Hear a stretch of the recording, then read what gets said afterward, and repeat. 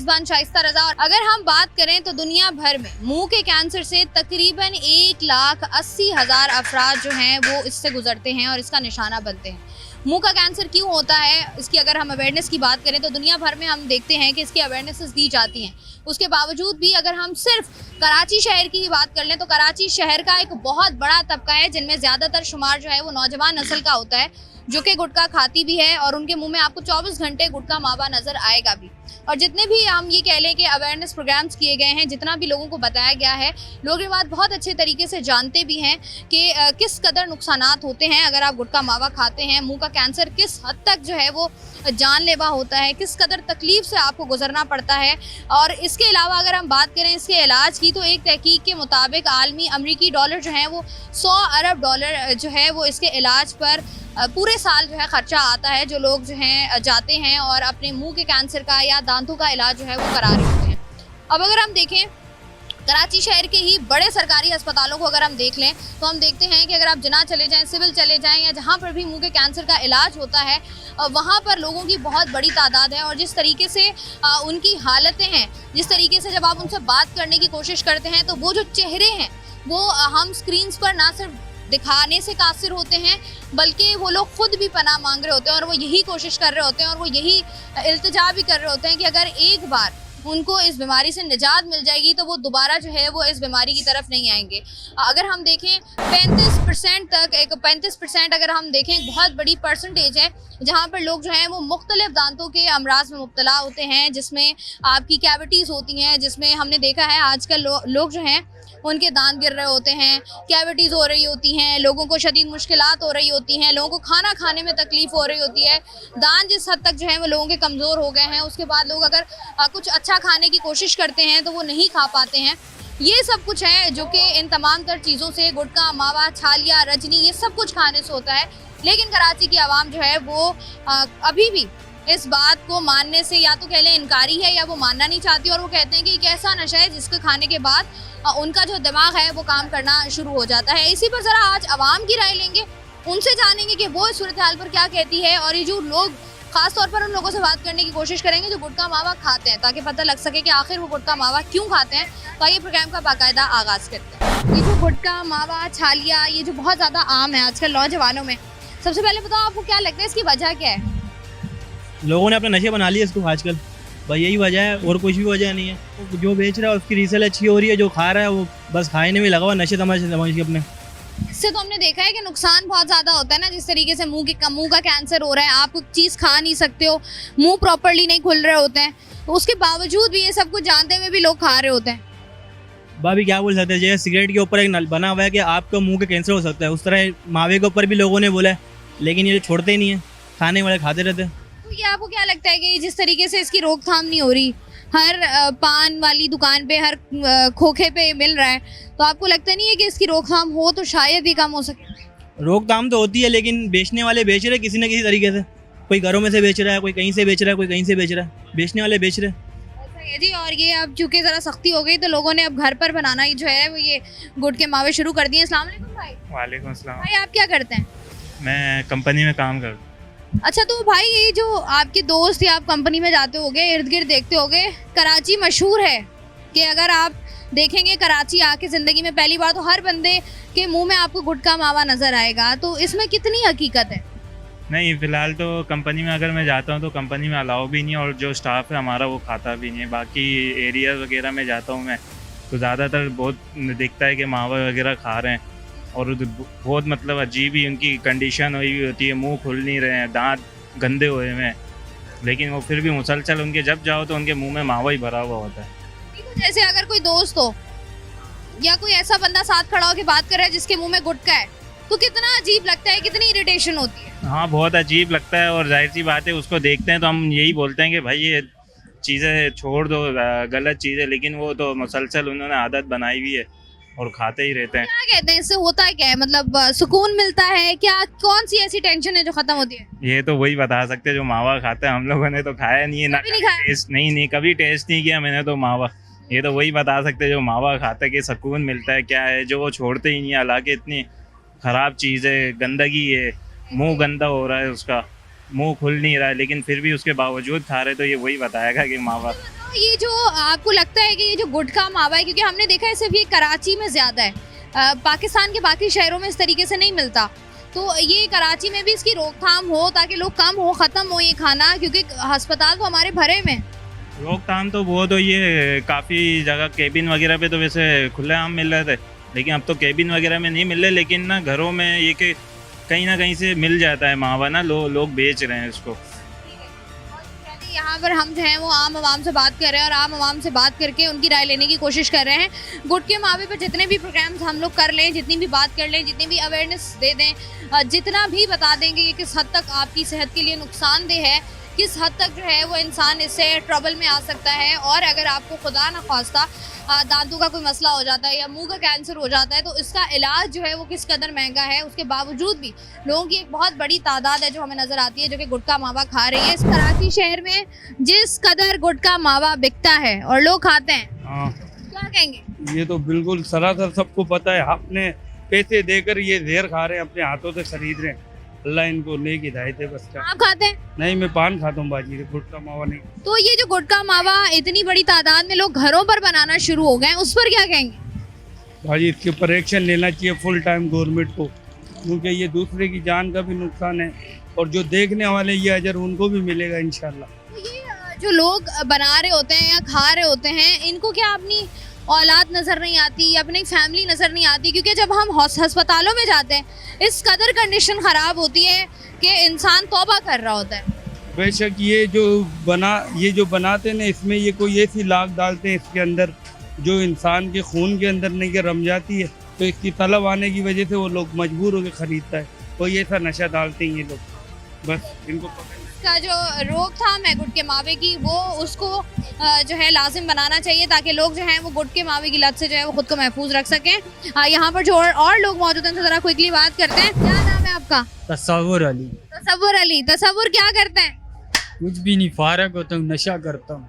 कौन सा नशा करते हैं? तो सुना है कि अगर आप गुटखा मावा या किसी किस्म का नशा करते हो तो मसालेदार चीज़ें नहीं खा सकते आप। नहीं, खा लेता हूँ। खा लेते हो? क्यों करते हो नशा? नशा टाइम नहीं पास होता, काम काज करो, टाइम पास हो जाएगा। और होता है हमारे लिए। काम काज किया करो ना, इंशाल्लाह काम करेंगे। खासतौर पर नौजवानों की, वो ये गुटखा मावा खाते हैं, इसकी वजह क्या है? आई डोंट नो, हो सकता है कोई मज़ा आता हो, कोई ये नहीं कि कोई रिस्पॉन्स मिलता हो। जैसे हम बिरयानी खाते हैं या बिरयानी रोटी वगैरह कुछ भी खा सकते हैं, उसके वजह से हम इंजॉयमेंट करते हैं। हो सकता है मावे में भी कोई इंजॉयमेंट हो, जो लोग खा रहे हैं आराम से खा लें। आपने कभी खाया है गुटखा मावा, छालिया? कभी कभार खाता था, कभी छोड़ दिया, लेकिन जब हालत देखे लोगों की छोड़ दिया आप? कितना अरसा खाया है आपने? मैंने कम से कम 26-27 साल खाया। 27 साल खाया है, क्या नुकसान हुआ उससे? नुकसान तो कुछ भी नहीं हुआ, लेकिन ऐसे ही छोड़ दिया जब लोगों की हालत देखी तो कैंसर ये वो और बीमारियाँ काफ़ी। हमने सुना है कि अगर आप गुटखा मावा खाते हैं तो मुंह में जो है वो जख्म हो जाते हैं। ब्लड कैंसर, मुँह का कैंसर, यही होता है। हाँ ये तो है। कितना मुंह खुलता है अब? मेरा तो माशाल्लाह पूरा ही मुँह खुलता है, जितना आप जाएँ। हमने देखा है लोग खाना भी खा रहे होते हैं तो प्रॉपर्ली मुंह नहीं खुल रहा होता उनका। अल्लाह का शुक्र है, मैंने जितनी दवा खाया, जब भी खाया, मैंने मिर्ची तेज खाई है, मसाला तेज खाया और जितना हो सका चटपटा खाया। अच्छा, तो ये जिस तरीके से गुटखा मावा आम कराची शहर में बिक रहा है, इस पर क्या कहोगे? इस पर यही कह सकता हूँ, मुल्क में अमन होना चाहिए। मंशियात वगैरह जो भी है, एक तरह कुछ भी हो, गुटखा हो, मंशियात में कोई भी हो, सब बंद होना चाहिए जी, खत्म होना चाहिए। और यही जो है वो इसका इलाज भी है। गुटखा मावा की लत आपको कहाँ से लगी? कोई लत कहाँ से लगती है, कोई खुद ही शौकिया खाना शुरू किया, फिर शौक में इंसान बादाम खा लेता है, शौक में इंसान खाते हैं, वो भी खाते हैं, हमने तो पार्ट टाइम के लिए रखे हुए हैं। अच्छा, हमने तो सुना है लोग कहते हैं गुटखा मावा हमारे लिए बादाम गिरी है। ऐसे ही है, मतलब कभी बादाम खा लिए, कभी बादाम नहीं मिले, महंगे हो गए हैं, तो अब मावा सस्ता है, मावा खा लेते हैं। बादाम तो सेहत के लिए अच्छा है ना, गुटखे में क्या फवाइद है बताएं? गुटखा ये है कि आपका बेगम बोलती रहे, आपका मुंह बंद रहता है, कुछ नहीं बोलते, आप सुकून से जिंदगी गुजार जाती है बस, और इससे ज्यादा क्या होता है? ज़हनी सुकून मिलता है इससे? नहीं, ज़हनी सुकून क्या, अब एक जिस तरह लोग सिगरेट पीते हैं, इस तरह लोग मावा खाते हैं। अब सिगरेट से क्या ज़हनी सुकून मिलता है? नहीं, बस वो अब बंदा की आदत हुई होती है, तो इस तरह वो लोग मावा खाते हैं। तो ये कितना अर्सा हो गया आपको खाते हुए? सिगरेट छोड़ने के लिए मावा खाना शुरू किया था, अब सोच रहा था दोबारा सिगरेट पीना शुरू कर दूं। कितना अर्सा हो गया आपको? 2-3 साल हुए होंगे, और इससे ज़्यादा कितना होगा। आप मुझे बताएं, आपको गुटखा खाने के बाद क्या महसूस हो रहा है कि आपकी सेहत में क्या खराबी आई है? खराबी तो कुछ नहीं आई, बंदा अपना खाना पीना अपनी खुराक सही रखे। छोड़ने का इरादा है? छूटते देखें, रमज़ान में रोज़े रखते हैं, नहीं खाते, पूरा दिन नहीं खाते। अब ये है कि अब क्या नाम है, फ्री होते हैं तो बंदा कुछ नहीं तो मावा खाता रहता है या गुटखा खाता रहता है। मतलब जब कुछ नहीं होता करने को तब आप कहते हैं चलो गुटखा का या मावा हाँ, टाइम पास करने के लिए। मिल जाता है आसानी से? नहीं, आजकल तो बहुत सख्ती हुई है। घर पे बनाते हैं? नहीं, क्यों? घर पे बना रहे होते हैं ना लोग। ऐसा कोई नहीं, इतनी मेहनत नहीं होती। वो बच्चे भी वैसे ही पसंद नहीं करते, तो कभी किसी दोस्त यार से लेके खा लिया, अपना यूज़ नहीं कर लिया। बहुत शुक्रिया। यहाँ पर जब भी आप बात करें उन लोगों से, स्पेशली जो कि गुटखा मावा खाते हैं, आपको बड़ा मुनफरिद जवाबात उनकी तरफ से जो है वो मिल रहे होते हैं। जिस तरीके से आपके इलाके में गुटखा मावा बिकता है, आपने खाया है कभी? मैंने अपनी ज़िंदगी में छालियाँ भी नहीं खाई। ये जो इस कदर गुटखा मावा है तुम लोगों के इर्द गिर्द, इससे बताओ क्या असर पड़ता है जहनों पर? जहनों पे तो असर पड़ता है। देखें, अभी आप एक बच्चे के यहाँ पूछो कि मावा कहाँ से मिलता है, उसको भी मालूम होगा कि मावा कहाँ से मिलता है। वो जाएगा, आपको बताएगा यहाँ से मिलता है। और अब बड़े लोग खुद लेने नहीं जाते, उनकी जान पहचान वाला बंदा होता है, उसको वो भेजते हैं कि भाई उसको देते हैं मावा, बच्चे को दे देते हैं मावा।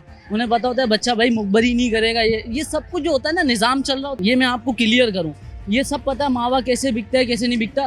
कभी आप कवरेज करना, पुलिस को देखना, पुलिस आपको लेती हुई, खर्चा लेती हुई नज़र आएगी। ये आपको मुंह पे बोलूँगा मैं पुलिस के, क्योंकि मेरे डरने वाली बात नहीं है इसमें। और इससे सबसे बड़ा नुकसान है कैंसर।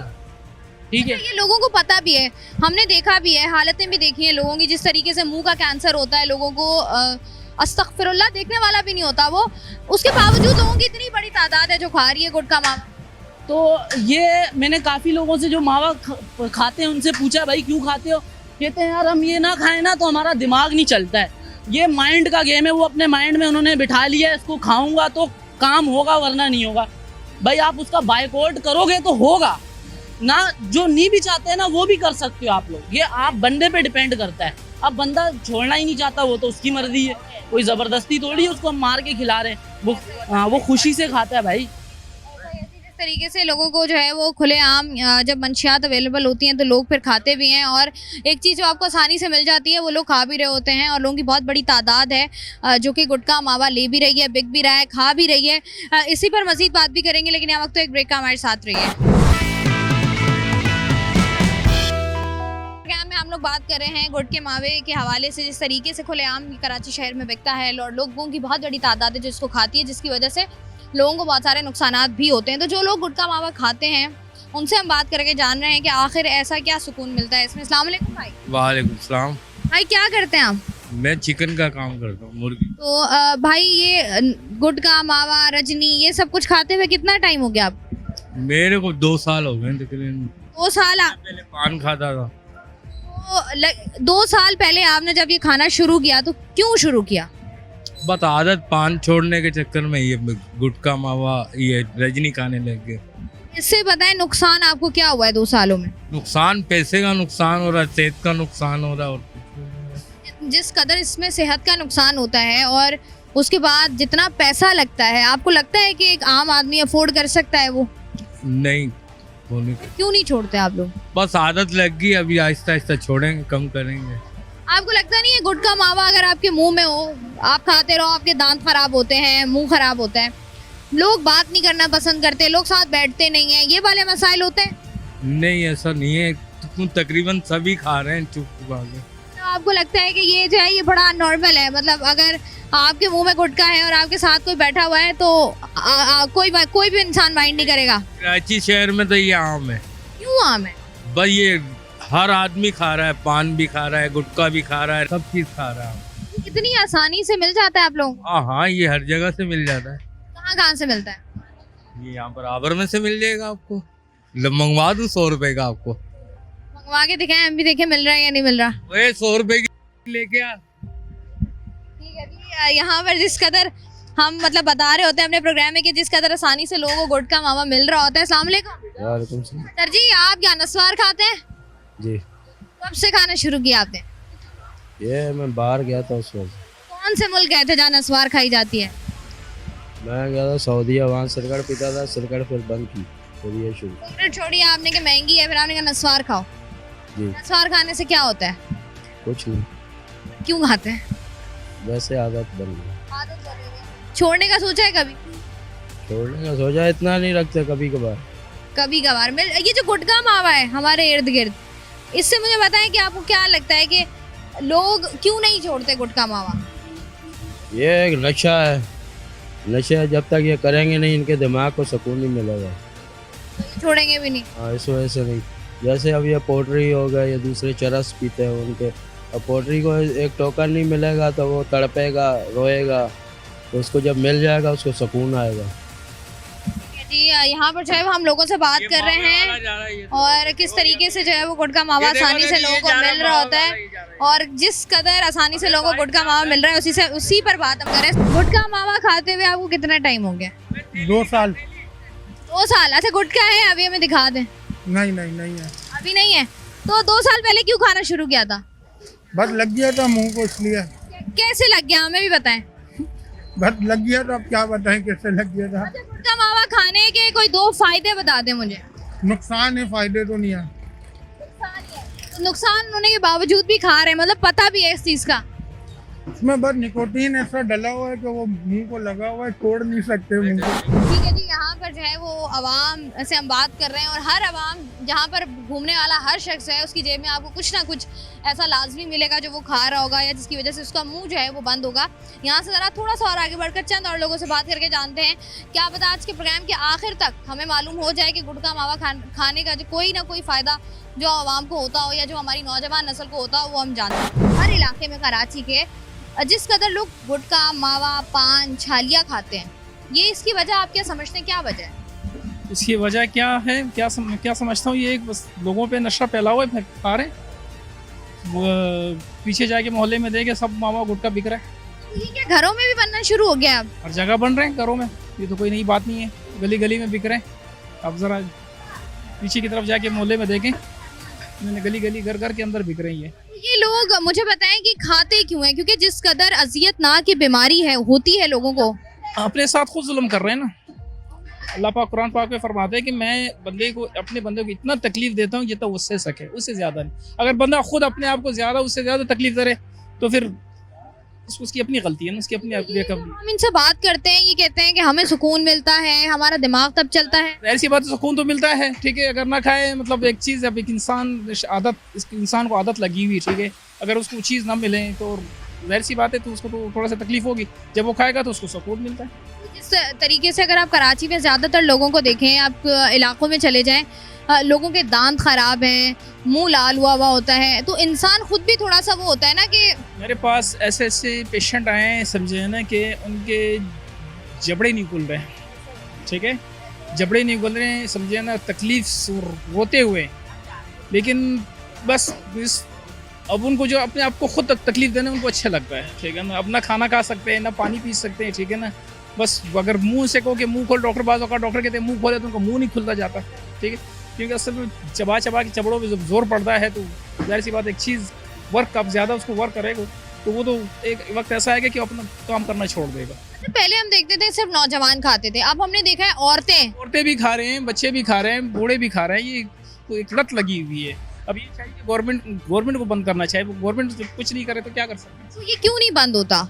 ये सवाल, ये तो गवर्नमेंट का मसला है, मेरे और आपके कहने से तो नहीं होगा ना। हम तो ये मेरे और आपके कहने से जो है बिल्कुल खत्म नहीं होगा। ये जो गुटखा मावा है, इसमें क्या क्या डलता है? पत्ती डलता है, चूना डलता है, राजगुरु डलता है, सब कुछ डलता है। राजगुरु हाँ। वो क्या होता है? पत्ती होता है। ये कहाँ से मिलती है? अहमदाबाद के अंदर से। अहमदाबाद के अंदर से मिल जाती है। हाँ। तो ये लोग यहाँ पर घर पर भी बनाते हैं? हाँ, घर पर बनाते हैं, मैं भी बनाता हूँ। तुम भी बनाते हो? तो कितने का बेचते हो?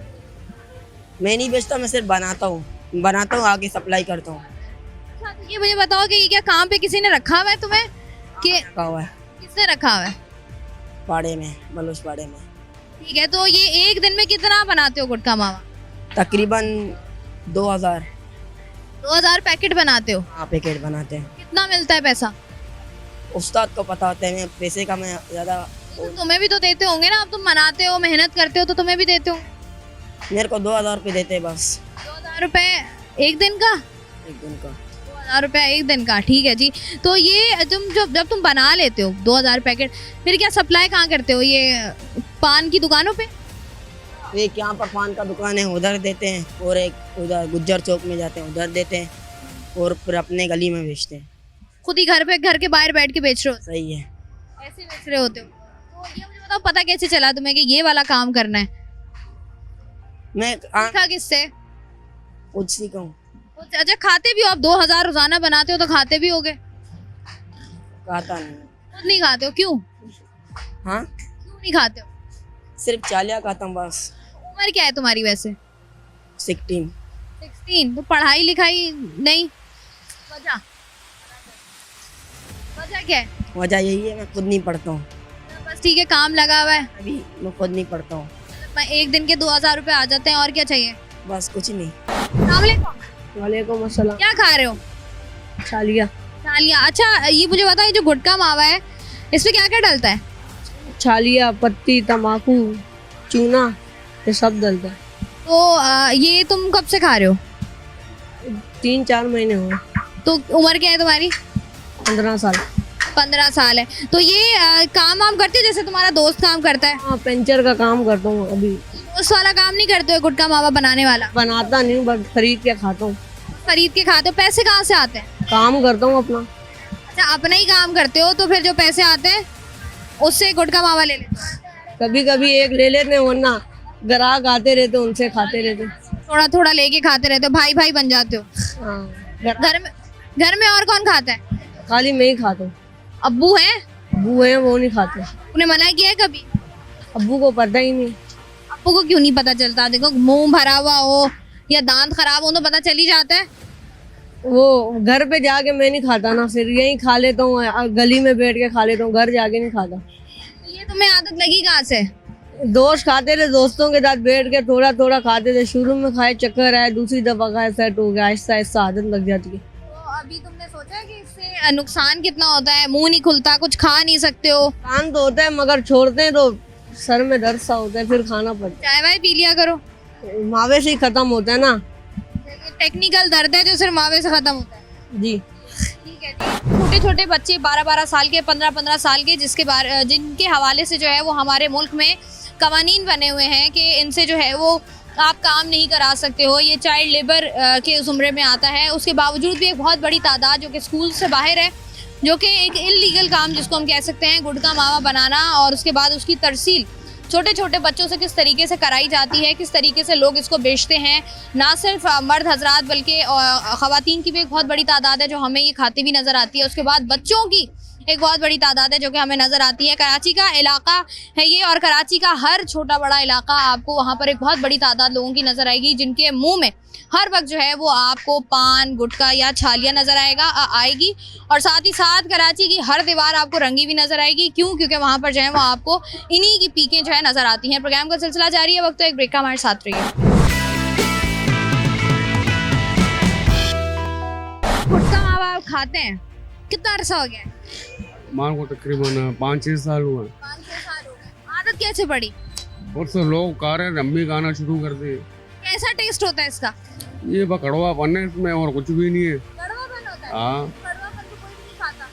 तो खाते जैसा नस्वार कड़वा है नहीं, तो आदत हो गया उनके भी। अच्छा, तो एक दिन में कितना गुटखा मावा खा लेते हैं? एक ही? और कितनी देर होता है, मतलब कितनी देर अगर आपने लिया है कितनी देर मुंह में रखना होता है? तकरीबन 15 मिनट 10 मिनट। 15 से 10 मिनट। इससे मुझे पता है सुकून क्या मिलता है? दिमाग सुकून हो जाता है। ज़्यादा दिमाग काम करता है या बिल्कुल?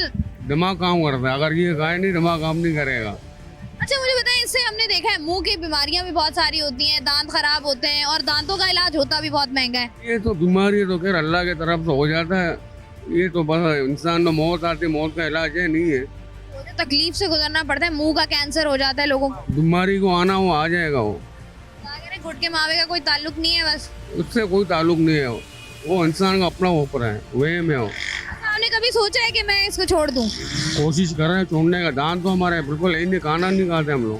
दांत इससे कमजोर होते हैं? जी दांत कमजोर होते क्या है ऐसा जो नहीं खा सकते आप? बोटियां खा सकते हैं?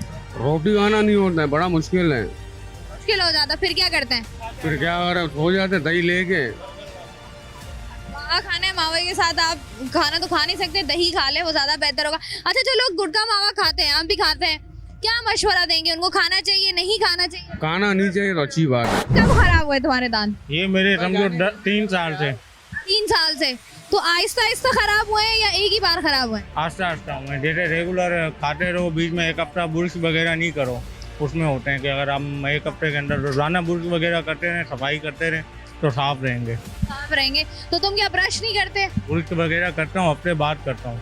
और ये जो है ना कि जैसे हाथ पे कट्टा वगैरह किसी चीज़ पे लग जाता है तो इस तरह ही पक्के होते गए। अभी ये तेजाब वगैरह या जैसे मशीन से साफ करवाने से। अच्छा, मुझे बताओ, ये जो गुटखा मावा होता है, इसमें क्या क्या चीजें होती हैं? इसमें पत्ती, चूना और मलाई पाउडर बस, और चालियाँ होती है। बस यही होता है? वो जो हम सुनते हैं कि वो शीशा क्रश किया हुआ होता है, वो कुछ भी नहीं होता, वो खाली कहने की बातें होती हैं। ऐसा होता है? नहीं, वो ये जैसे कंपनी वगैरह कोई बनाती हो, वो जैसे पहले बनता था मावा वगैरह, तो वो बनाते थे, इसमें ऐसा कोई डालते थे, जैसे कोई पाउडर वगैरह डाल दिया, अफीम वगैरह डाल दी कि इनको लत पड़े। हर कोई अभी जब से शक्ति हुई है, हर कोई अपना बनाता है, घर पे बनाता है, साफ सुथरा। घर पे बना लेते हो? कितना टाइम लगता है घर पे मावा बनाने में? आधे से पौना घंटा। कितने पैकेट बन जाते हैं? बस जितना 100 रुपए की चालियाँ ले लो, अपने दिन का एक हिसाब का बन जाता है। तुम कितना मावा खाते हो? 200 रुपए की चालियाँ का रोजाना का। तो ये अगर हम देखें, सुबह तुम 10 बजे अगर उठ गए तो कितनी देर तक, कितने घंटे तुम्हारे मुंह में मावा होता है?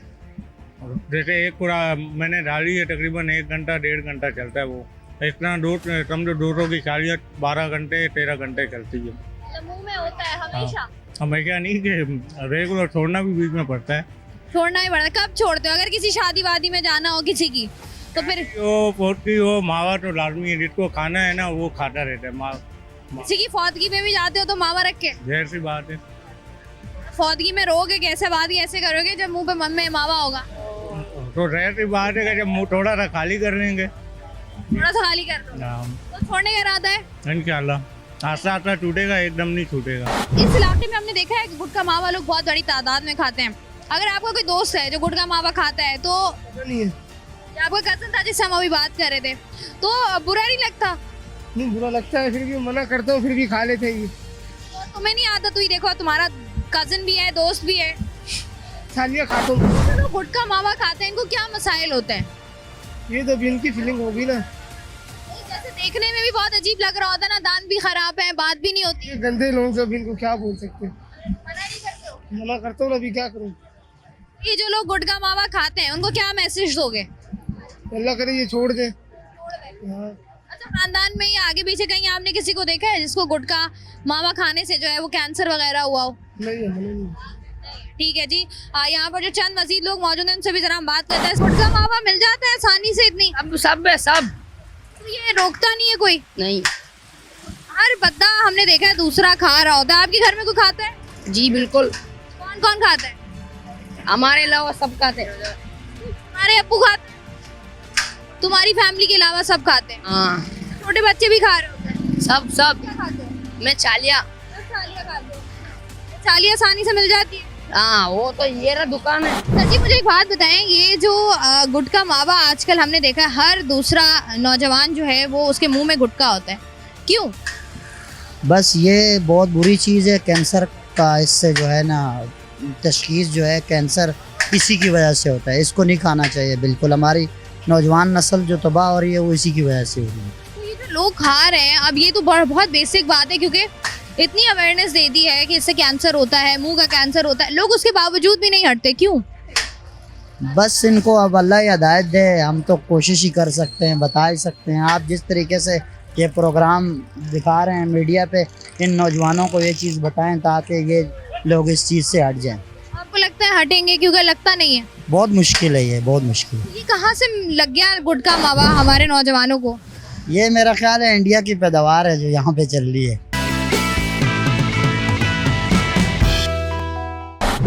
आज ही प्रोग्राम में हम लोग बात कर रहे हैं कि किस तरीके से पाकिस्तान में लोग ओरल हाइजीन को सीरियसली लेते हैं, किस तरीके से आपको नज़र आता है कि कराची शहर में हर दूसरा नौजवान, हर दूसरा बच्चा जो है वो आपको नज़र आता है जिसके आपको दांत लाल नज़र आते हैं, पीले नज़र आते हैं। और जिस तरीके से लोगों की इससे ना सिर्फ आप ये देख लें कि बीमारियाँ बढ़ती हैं, और साथ ही साथ हम ये भी देखते हैं कि लोगों को बाद में जाके जब इस चीज़ की रियलाइजेशन होती है उस वक्त उसको ट्रीट करना कितना ज़्यादा मुश्किल हो जाता है। इन तमाम तर सूरत हाल पर बात करने के लिए मेरे साथ इस वक्त मौजूद हैं डॉक्टर अली हुसैन खान जो कि डेंटल सर्जन हैं। तो आइए इनसे बात करते हैं। अस्सलाम वालेकुम सर। वालेकुम सलाम, कैसे हैं? कहेगा कि हमारे माशरे में, जिस माशरे में हम रहते हैं, वहाँ पर जिस तरीके से ओरल हाइजीन को सीरियसली लिया जाता है, आपको लगता है कि वो बिल्कुल तरीका सही है या हमें ज़रा आगे बढ़ना चाहिए अब? अच्छा, पहले तो ये मैं क्लियर कर दूं कि सीरियसली लिया नहीं जाता। सरकास्टिक था। ओके, सरकास्टिक था, ठीक है। हमारी जो आवाम है ना, उनको तंज शायद इतना अच्छा हज़म नहीं होता, तो इसलिए हम क्लियर करेंगे कि मसूड़ों की सेहत उतनी ही इम्पॉर्टेंट है जितनी दिल की सेहत इम्पॉर्टेंट है। मुंह की सेहत पर्टिकुलरली अगर मैं बात करूँ उतनी इम्पॉर्टेंट है जितनी मेंटल हेल्थ की अवेयरनेस की जाती है या जनरल हेल्थ की।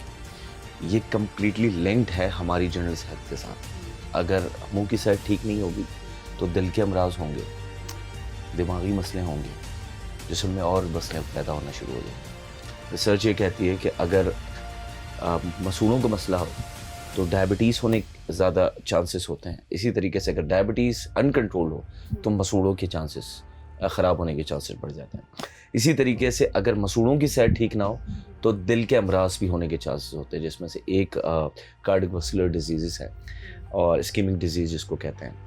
इसी तरीके से स्ट्रोक होने के चांसेस होते हैं। मसूड़े और दांत अगर ख़राब हों तो हमारी सेल्फ़ इस्टीम कम होना शुरू हो जाती है, कॉन्फिडेंट फील नहीं करते, राइट। तो इसकी वजह से दिमागी मसले होना शुरू हो जाते हैं। तो ये कम्प्लीटली इंटरलिंक्ड है। इसीलिए हम डिफरेंट चैनल्स पे आके तबलीग ये करते हैं कि मसूड़ों और दांतों का ख्याल रखा जाए और डेंटिस्ट के पास 6 महीने में एक दफ़ा विज़िट किया जाए और 6 महीने में एक दफ़ा मसूड़ों की सफाई करवाई जाए। Let me repeat one thing कि दांतों की सफाई से दांत कमज़ोर नहीं होते, ठीक है। कमज़ोर आप करके लाते हैं और हम कोशिश करते हैं कि कमज़ोर दांतों से उन गंदगी को हटाया जाए ताकि उनमें फिर से एक जान पैदा हो और फिर अगर कुछ रिहेबिलिटेशन की ज़रूरत है तो वो। डॉक्टर साहब, जिस तरीके से आप बता रहे हैं, अगर हम नॉर्मली देखें, जिस कदर हम कराची शहर की ख़ास तौर पर बात करें, जिस तरीके से हमारे यहाँ गुटखा मावा आम है, हर दूसरा बंदा कुछ नहीं करता, वो छालिया खाता है, चाहे वो छोटे से छोटा बच्चा हो या हम ख़वातीन की बात कर लें या बुज़ुर्गों की बात कर लें। ये किस कदर आपकी कह लें कि ओरल हेल्थ को मुतासर करते हैं, तबाह करते हैं, बर्बाद करते हैं, और इसका कोई कमबैक है? इसका कमबैक देखें, एक तरीके से रिहेबिलिटेशन सेंटर्स में जैसे ड्रग एडिक्ट्स को डाला जाता है, उनके कॉन्टेक्स्ट को समझा जाता है, उनके एनवायरनमेंट को समझा जाता है। अगर हम किसी छालिया वाले को ये कहेंगे, खाना वाले को जो कि एडिक्ट होगा, कि तुम ये बंद कर दो, तो दैट्स अ रॉन्ग। वो खातून या वो मर्द क्यों इसमें इन्वॉल्व है, हमें उसमें समझना है। अब ज़्यादातर अगर हम रिसर्च को देखें तो वो लोग इन्वॉल्व हैं जो कि घरों में काम करते हैं या हमारे ड्राइवर हजरात हैं या कि जो मजदूरी में होते हैं, तो वो इंगेज रहना चाहते हैं ड्यूरिंग दैट स्ट्रेसफुल वर्क इस चीज़ में। तो अब हमें उनके कॉन्टेक्स्ट को समझना है, उनके साइकोलॉजिकल हेल्थ को समझना है। दूसरा, ये चीज़ इसलिए ज़्यादा कॉमन है कराची में क्योंकि सस्ती है।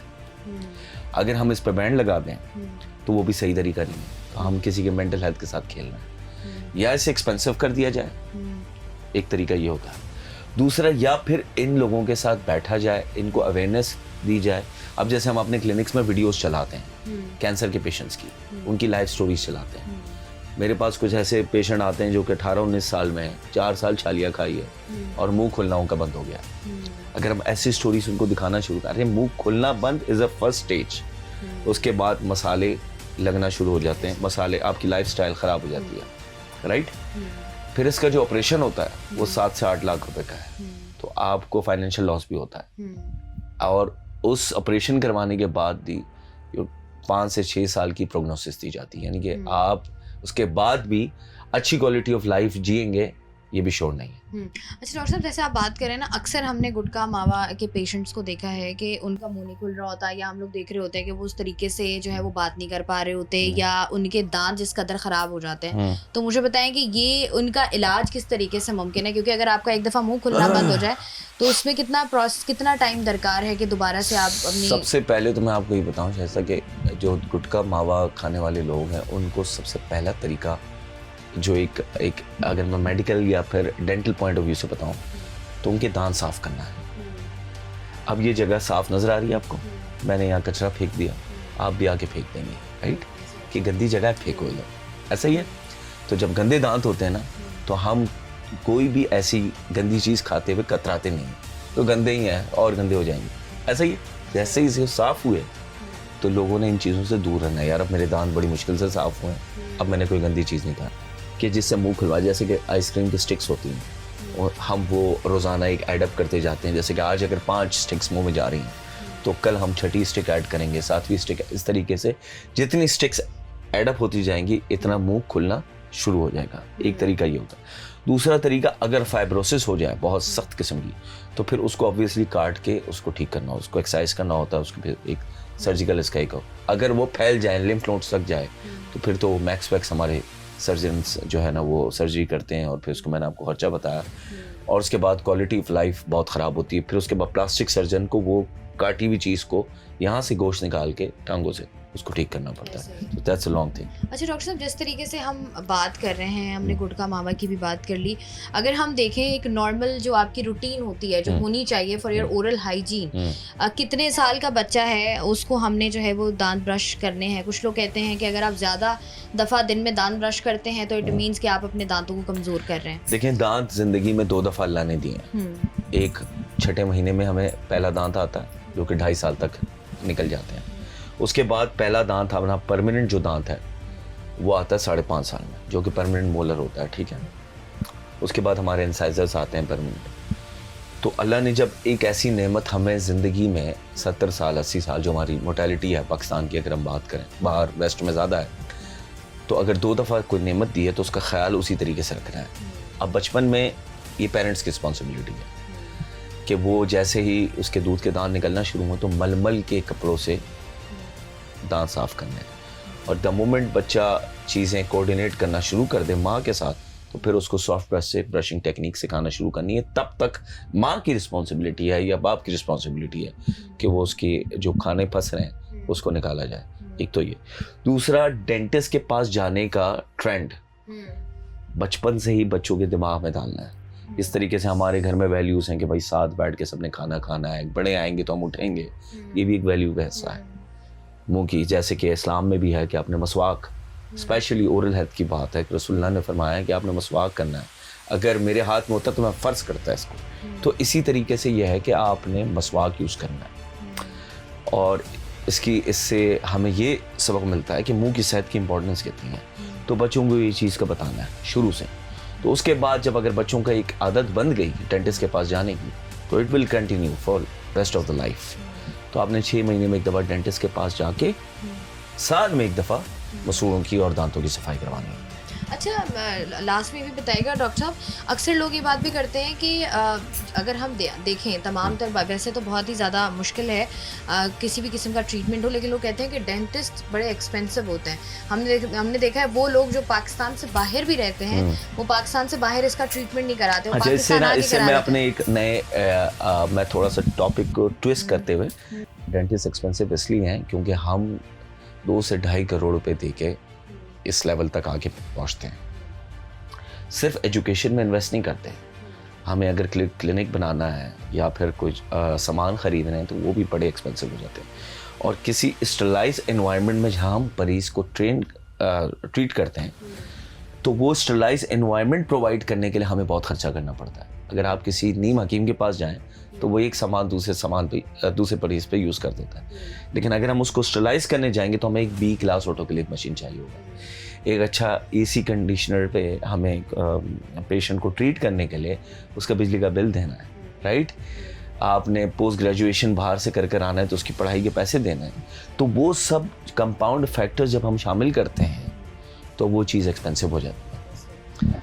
और मैंने एक चीज़ हमेशा कही है कि डेंटिस्ट्री महंगी होती है और अच्छी होती है, सस्ती और अच्छी डेंटिस्ट्री नहीं है पाकिस्तान में। इसीलिए हमने ये प्रोजेक्ट लॉन्च किया है कि हमारे जितने वो डेंटिस्ट जो कि घरों में बैठे हुए हैं और जो कि होपलेस होके बैठे हुए हैं, वो इस इंतज़ार में हैं कि हमें कोई उम्मीद की किरण नज़र आए। तो हमने एक प्रोजेक्ट लॉन्च किया डेंटिस्तान के नाम से, जिसमें हमारा विज़न ये है कि हम उन डेंटिस्टों को बाहर निकालेंगे और उनको क्लिनिक्स खोल के देंगे। इससे सबसे बड़ा फ़ायदा पाकिस्तान को ये होगा कि जो नीम हकीम हैं / क्वैक्स जो बैठे हुए हैं, उनकी तादाद में कमी आएगी। जब वो देखेंगे कि क्लिनिक्स खुल रहे हैं और यंग डेंटिस्ट रिस्पॉन्सिबिलिटी को समझ रहे हैं और ओरल हेल्थ प्रमोशन पे काम कर रहे हैं, तो उससे पाकिस्तान में जो है ना डेंटल हाइजीन पर बड़ा काम होगा। और मेरी कोशिश ये है कि हम इसको पॉलिसी लेवल पे लेके जाएं, पाकिस्तान लेवल पे लेके जाएं। दूसरी ये कि उनकी ट्रेनिंग्स जो कि बहुत महंगी होती हैं, जिसके लिए हमें पढ़ाई के बाद भी, प्री ग्रेजुएशन के बाद भी पैसा लगाना होता है, उसके लिए हम उनको फ्री कोर्सेज प्रोवाइड करें। तीसरी ये कि उनकी ट्रेनिंग्स जिन डेंटिस्टों से उनको मैसर नहीं हो पा रही, क्योंकि बहुत महंगे हैं या फिर वो अपने पास नहीं रखते कुछ डेंटिस्टों को, हम उनसे रिक्वेस्ट करेंगे कि भाई आपने इनको रखना है, इनको ट्रेन करना है, ताकि आगे जाके अपना क्लिनिक खोल सके। एक तो इससे बेरोज़गारी ख़त्म होगी डेंटिस्ट्री में, नाउमीदी ख़त्म हो जाएगी, और लार्ज लेवल पे अगर हम हॉलिस्टिकली बात करें तो पाकिस्तान में मुंह की सेहत बहुत अच्छी होगी। बहुत बहुत शुक्रिया। डॉक्टर अली हुसैन खान साहब हमारे साथ मौजूद थे और जिस तरीके से बता रहे थे और ओरल हाइजीन पर हम बात कर रहे थे। कराची में अगर हम देखें तो हर दूसरा शहरी हमें नज़र आता है जिसके दांत हमें लाल नज़र आते हैं। कराची में ना सिर्फ दांत बल्कि आपको कराची की हर दीवार भी लाल नज़र आती है, और इसकी बुनियादी वजह यही है कि गुटखा, पान, छालिया, मावा, इसका जो है जिस तरीके से जिस तवातुर के साथ इसका इस्तेमाल किया जाता है, वहाँ पर जो है वह जाके प्रॉब्लम क्रिएट होती है। और हर सतह पर इसको बेहतर करने की ज़रूरत है। और सबसे ज़्यादा इंपॉर्टेंट यही है कि जिस तरीके से हम अपनी बाकी चीज़ों में अवेयरनेस ला रहे हैं, उसी तरीके से हमने अपनी ओरल हाइजीन पर भी काम करना है। और हमने कोशिश करनी है कि तमाम तर चीज़ें जो हमारे जिस्म के लिए ज़रूरी हैं, हमारे मुंह के लिए, हमारे दांतों की सेहत के लिए ज़रूरी हैं, उन सबको हम पढ़ें भी, उससे अवेयर भी हों, और जहाँ पर 4 पैसे लगकर चीज़ बेहतर हो रही है वहाँ पर जाकर चीज़ को बेहतर भी कराया जा सके। मैं हूँ आपकी मेज़बान शाइस्ता रज़ा। प्रोग्राम से मुझे दें इजाज़त। अपना रखिएगा ख्याल। अल्लाह हाफ़िज़।